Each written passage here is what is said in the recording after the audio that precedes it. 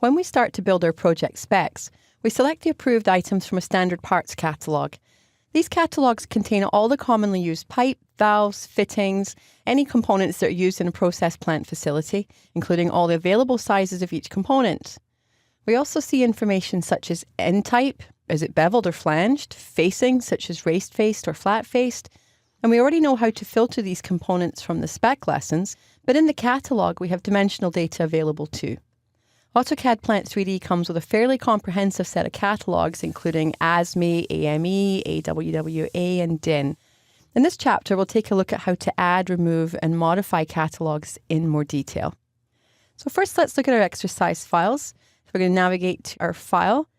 We're going to go to Open Catalog this time, and we're going to go to our desktop, Exercise Files, Catalogs, and let's open our ASME Pipes and Fittings. So you see in the window that you're familiar with, we do have the catalog pane, but there's nothing in the spec. We're not really interested in that right now, so I'm going to just minimize that. And let's take a look at what we have in the catalog. So as we take a look down here, you'll see there's all this information and a lot of components in the catalog. There's a lot in here.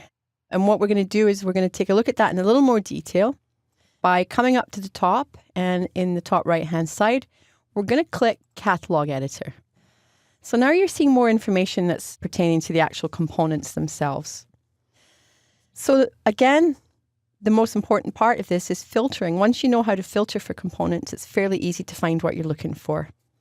So the filters are a little bit different, and I'm going to run through these with you here. So we have common filters again. So in this case, let's filter for some pipe. And you'll see the descriptions have changed up here. We have a graphic of the pipe.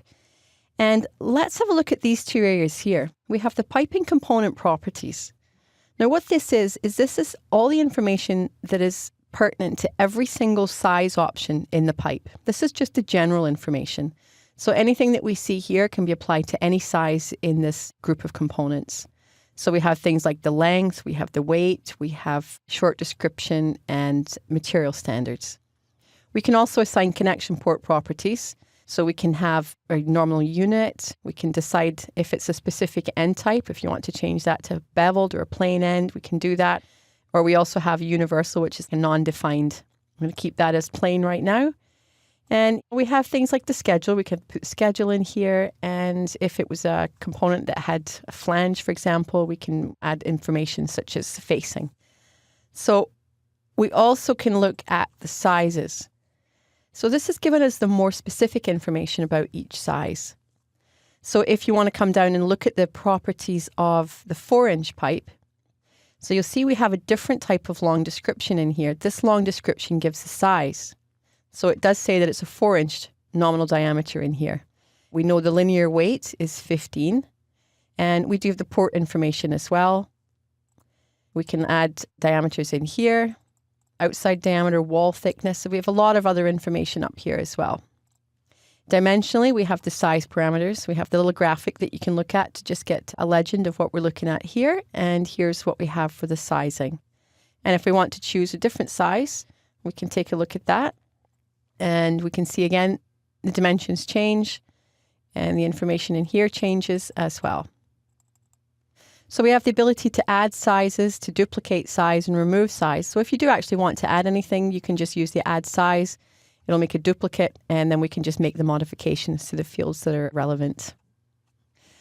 So when we go back down here, just a few more different types of filters. Component type, this is more or less just a short description.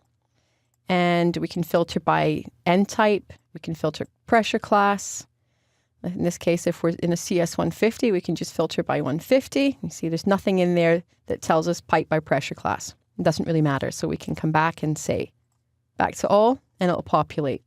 We also have, let's say, schedule. If we pick a standard schedule, let's say we just pick 40, we can filter that way too. But we're not going to filter for sizes the way we do in the spec, because we're not interested really in specific size ranges. We want to be able to make the changes across the entire complement of pipe sizes that are available. So when you're working with the standard catalogs such as ASME, my major recommendation is that you don't make changes to the original catalogs. All the components that you see here have been checked and verified dimensionally, and they're accurate. We know they're accurate.